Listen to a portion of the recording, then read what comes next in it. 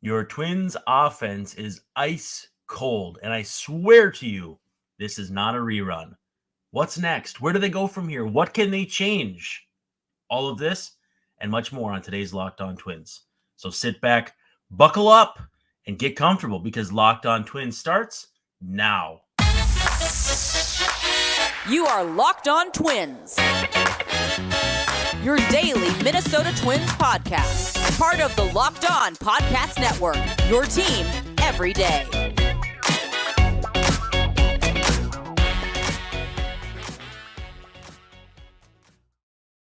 Hey, what do you say? Thanks for making Locked On Twins your first listen every day.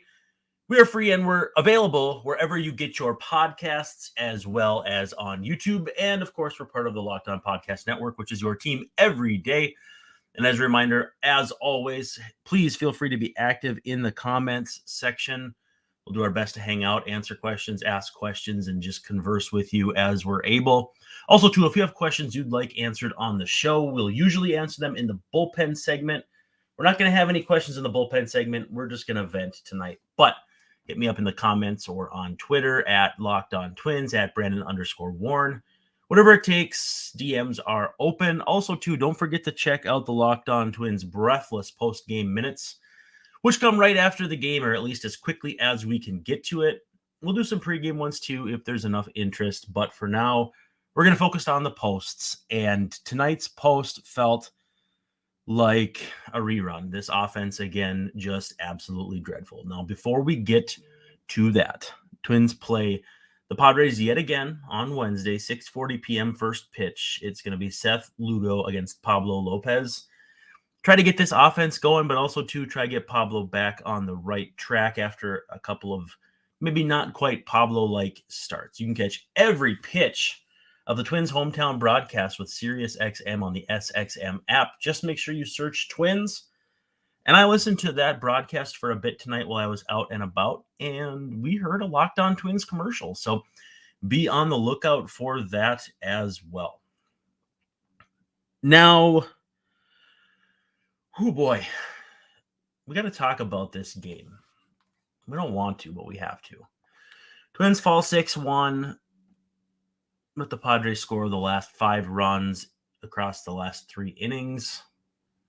Jorge Alcala gives up a big homer late, but ultimately Twins trail 3-1, easy for me to say, after the top of the 7th inning. And at that point with this offense, a 3-1 deficit feels like a 6-1 deficit. So basically that home run seemed more or less inconsequential. Now, to be fair, the Twins stranded 2 runners in scoring position, which would have made this all the more crushing a defeat if it was 3-1 instead of 6-1. But just a sloppy all-around game. Twins, 6 hits and 3 errors. Again, just 1 run scored. The top 4 in the order go a combined make sure I got the math right, 0 for 14. 9 strikeouts, 5 walks. So the Twins did have some guys on base. They were 1 for 9 with runners in scoring position, stranded 10 runners. So again, tell me if you've heard that before. 2 extra base hits. One of them was a Donovan Solano double late in the 9th inning with 1 out. So by that point, the Twins were down by 5 already. So Twins go 6 for 33 in this one. I have a calculator handy because I'm not that good at math, but 6 for 33. The Twins hit a $182 in this game. You know who else is hitting a $182? Well, Joey Gallo's hitting a $189, but the rest of this offense isn't really putting up that kind of power. So imagine Joey Gallo without power, and that's what this offense looks like right now. I don't even know where you go from here. You know, I keep hearing people say, what about Carlos Correa hitting lower in the order? And again, I get it. He's hitting a $185, on base 261. But then you got to arrange and rearrange deck chairs. I mean, even if you put Kirilloff batting second, you're still going to have Correa batting no lower than 5th. You know, Jose Miranda to me at this point, even though I know he drove in the only run with a double, I've seen enough for right now. It's time for him to go back. He's got to go to St. Paul for a little bit. Kyle Farmer isn't going to save this team, nor was he ever meant to. But at this point, it just has to be the move. I know Willie Castro is hitting $190, but positional versatility helps. The fact that he swings from both sides, so he's a little less. I guess you can't say he's less matchup proof. He's hitting $190, but I just think the versatility works in his favor, and I just think Miranda is. I don't like to project what guys are thinking or feeling or mentally doing, but the results at the plate make it appear as though he's all the way in his head. And again, that double was a sight for sore eyes, but the approach just isn't there right now. And if you want a good indication of where this team is right now offensively, look no further than the Max Kepler at bat in the 9th inning. Tim Hill can't hit the broadside of a barn. In fact, he gets pissed because someone calls timeout. And I don't know if it was the pitching coach, if it was Kepler, if it was the umpire, the catcher, but he actually said, but we didn't hear him, expletives to somebody. So he was obviously frustrated. Kepler takes 3 pitches inside, none of which are particularly close, then takes a sinker on the inside, a 4-seamer right down Broadway, and then pops up on a fringy pitch to end his plate appearance 6 pitches in. So I saw someone was talking to me on Twitter about how you don't understand how that's how a plate appearance could go. But basically it comes down to this. Tim Hill was a mess at this point. He was not only pissed, but not throwing strikes. And so in the 9th inning, a very common thing to do is take a strike. I mean, it's probably more common on the circuits of baseball that most of us played at, Legion baseball, low-level college, that sort of thing. But it's not uncommon when a guy is this well to take a strike.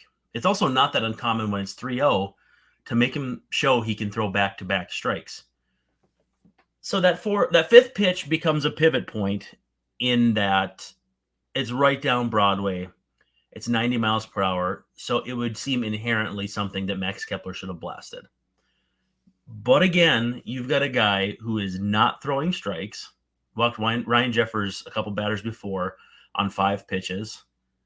He went behind 1-0 and gave up that booming double to Solano. Joey Gallo swung at the first pitch, which, again, at that point, with a 5-run deficit, I don't know how much taking a pitch matters. But situationally, Kepler, where he was, with the ability to get on base and have the tying run in the on-deck circle, Josh Hader's warming up, I think the strategy was there with Kepler's plate appearance. It went the way that everything is going right now. Swing at pitches out of the zone. You got guys chasing fastballs at their eyes. Byron Buxton did it. Carlos Correa did it. It's just where they're at right now. It's a funk. And you have to hit your way out of these things, but at the same time, you're hesitant to take swings because everything you're hitting is creating bad vibes and bad results. If you're Correa and you're pasting the ball and it's creating bad results, that's one thing. But when you're taking pitches down the middle and then hitting pitches that are fringy, you question your pitch recognition. You question everything. And that's why it's so hard to get out of a slump. Because you start questioning, you start not trusting your hands, you start not trusting your instincts, you start not trusting pretty much anything you can do as a hitter. And to have everybody going through it at the same time, again, not to the same extent, but at the same time, certainly not a great deal. Let's talk about FanDuel. You want to have some joy with sports right now, maybe you can win some money with FanDuel. You can bet on pretty much anything you want. If you're a new customer, you get a no sweat first bet up to $1,000. That's $1,000 back in bonus bets if your first bet doesn't win. And so if you're like me, baseball stuff everywhere. There's all kinds of different options to play baseball. It's kind of like, it's daily fantasy for the lack of a better way to put it, but it gives you, some different options for different things to bet on that maybe are more in your comfortability, in your area of comfortability and that sort of thing. They got great promotions all the time. It's a very secure and safe app, and you get paid right away.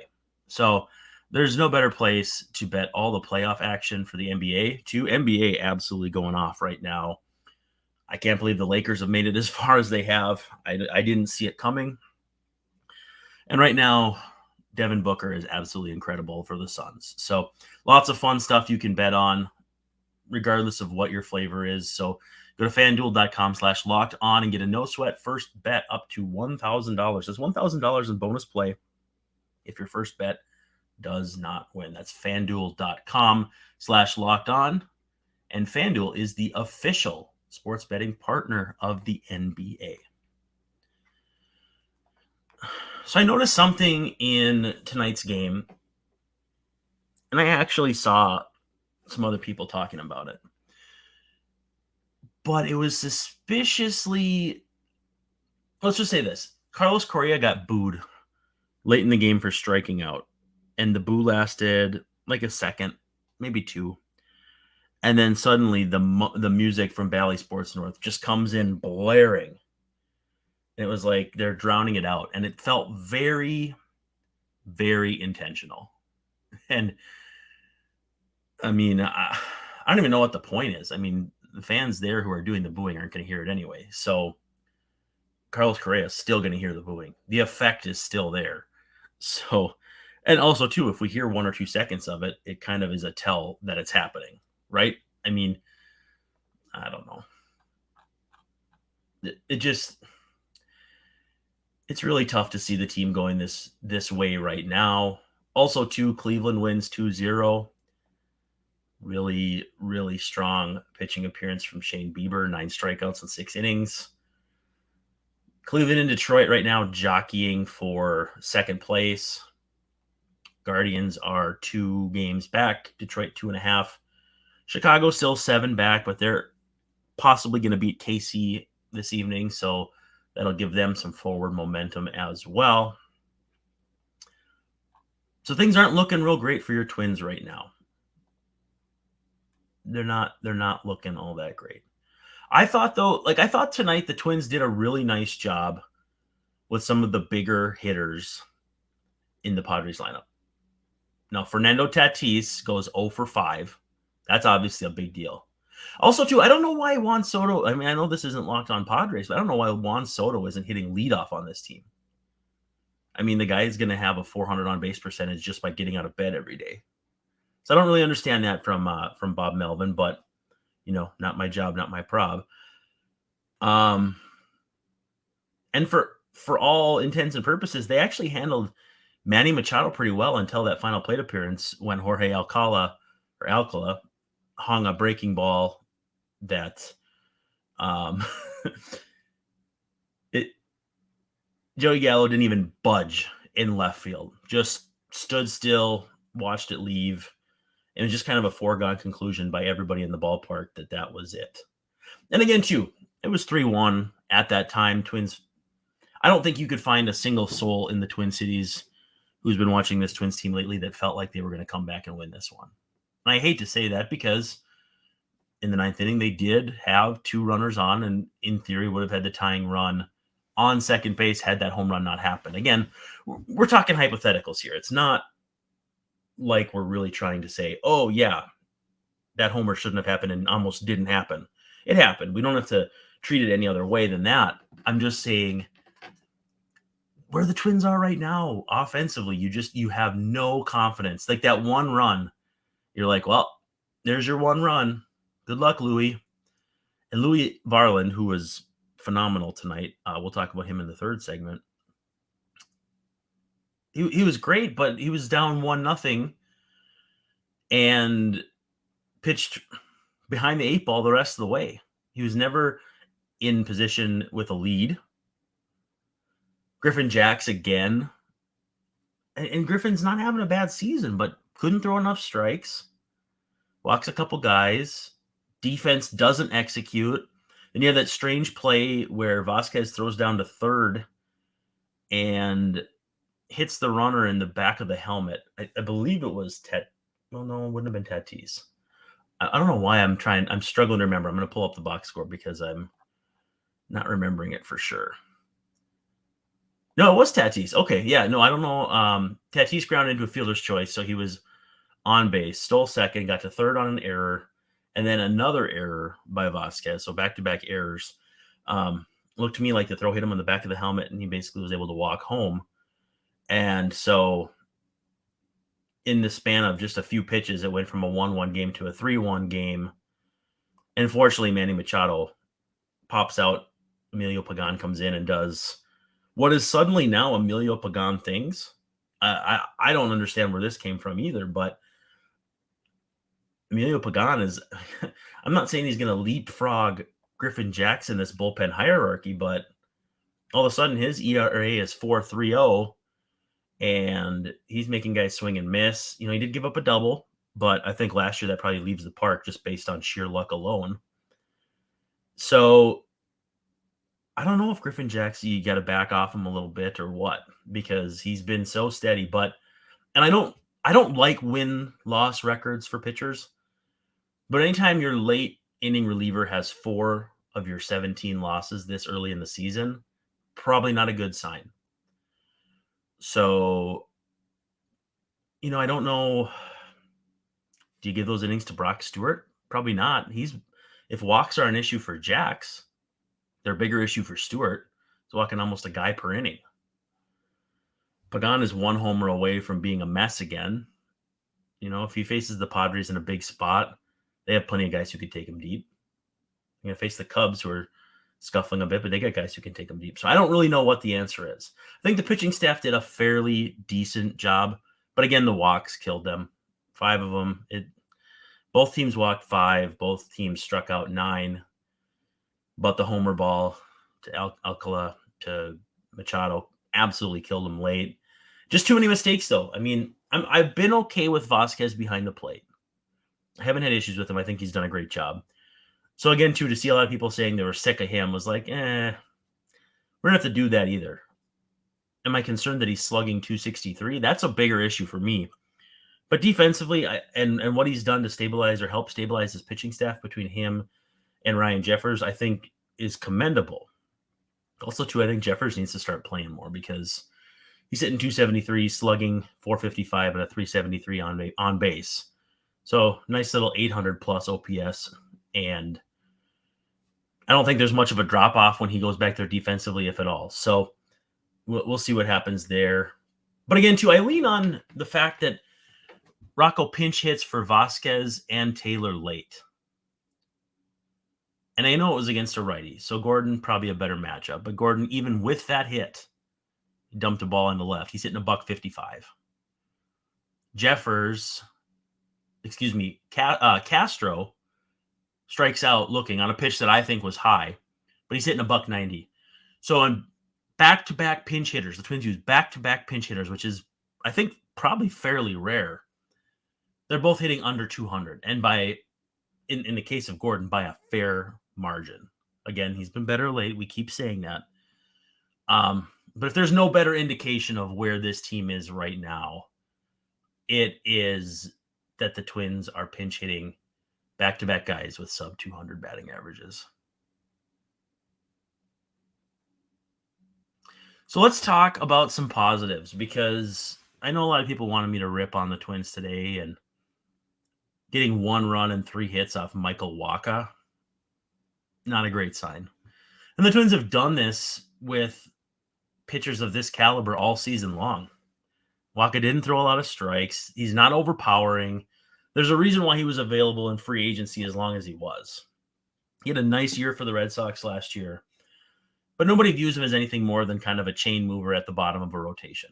The fact that the Padres were interested, the Padres are a good team, and all that, it kind of tracks. But at the end of the day, he should not be shutting down a team like he did tonight. And it's one in a sequence of others. It's one thing when Garrett Cole shuts you down. It's another thing when it's a guy who's kicked around in the league for a while and is kind of a year-to-year guy at this point in his career. Again, not a bad pitcher, and it wouldn't be inexcusable for this to happen every now and then, but it's a recurring theme. Even after tonight's outing, 6 innings of 1-run ball, his ERA is still almost 5. 54 strikes and 91 pitches. That's not enough.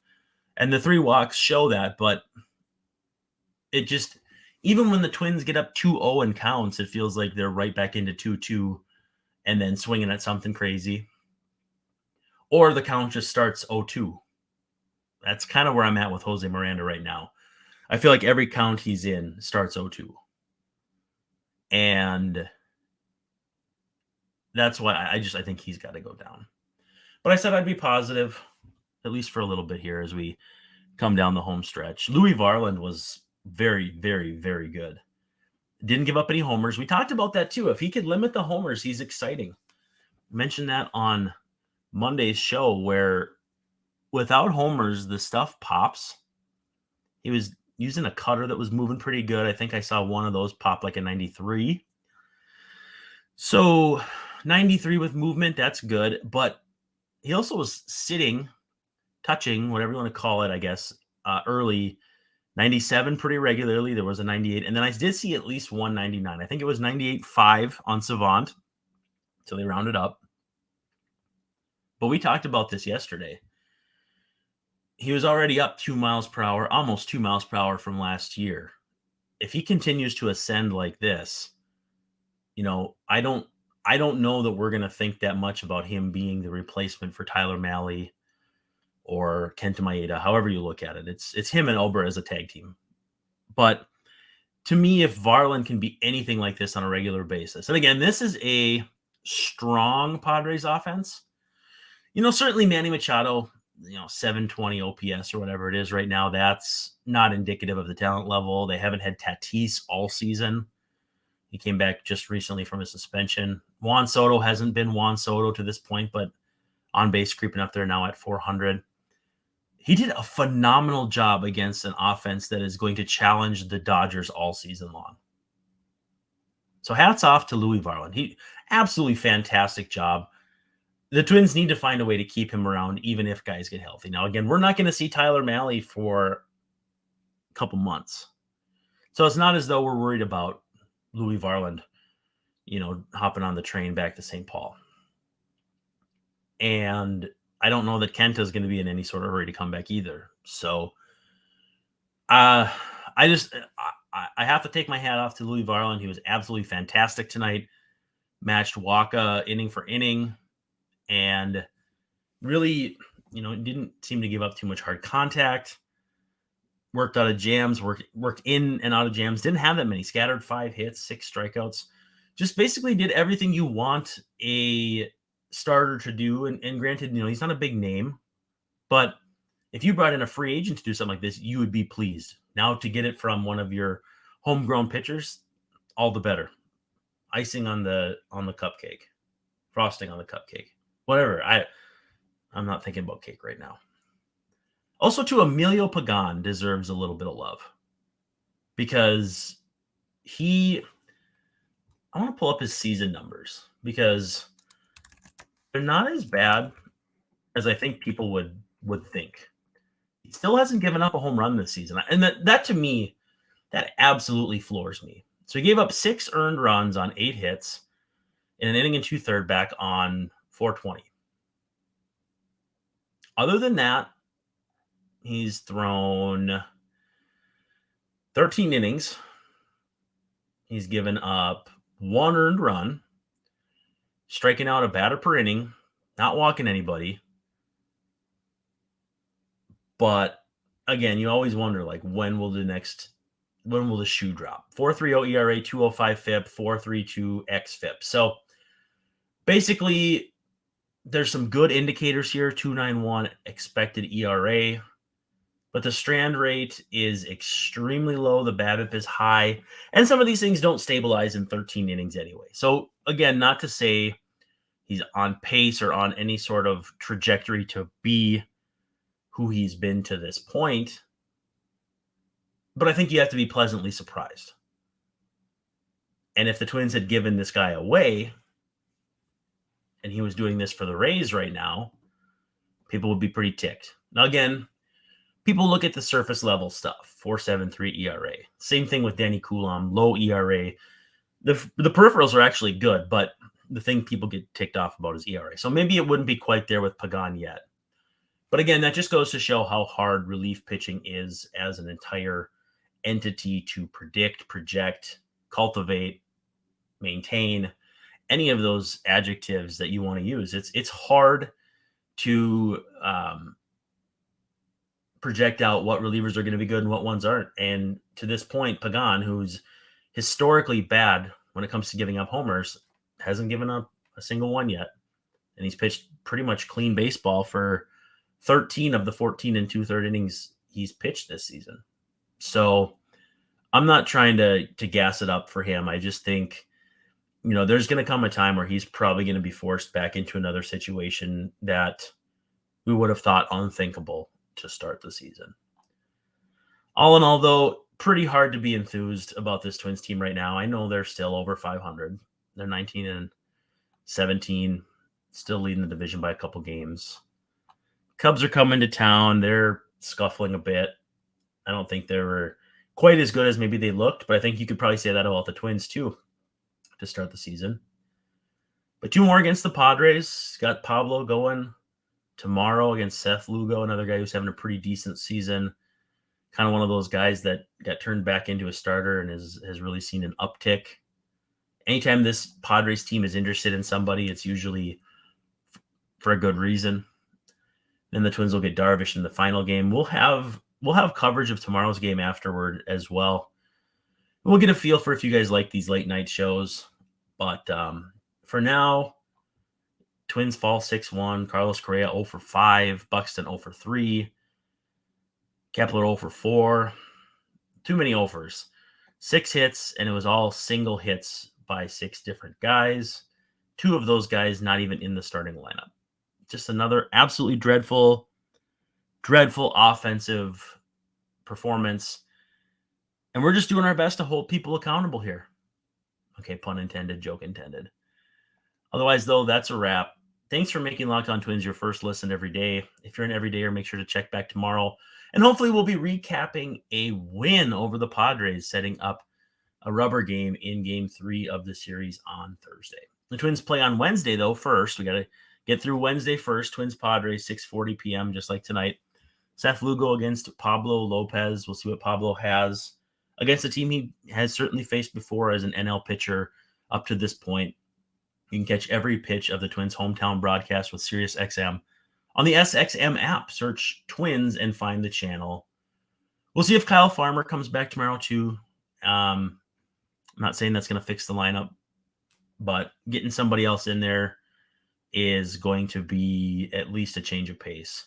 Also, too, I think Jose Miranda goes down. I've emphasized that. I think that's the right move, but willing to be wrong, and I've been wrong before, and I will again. So with that said, this is a wrap. Thanks for hanging out. Make sure you check out @LockedOnTwins on Twitter, @Brendan_Warren on Twitter. Subscribe, like, give us a 5-star review wherever you're listening or watching. Hang out in the comment section. And if you like the show, tell your friends. If you don't like the show, please tell me, because I want to make this the best version of this program. This is Brandon Warren signing off, though, and saying thank you for hanging out. And don't forget to stop by tomorrow.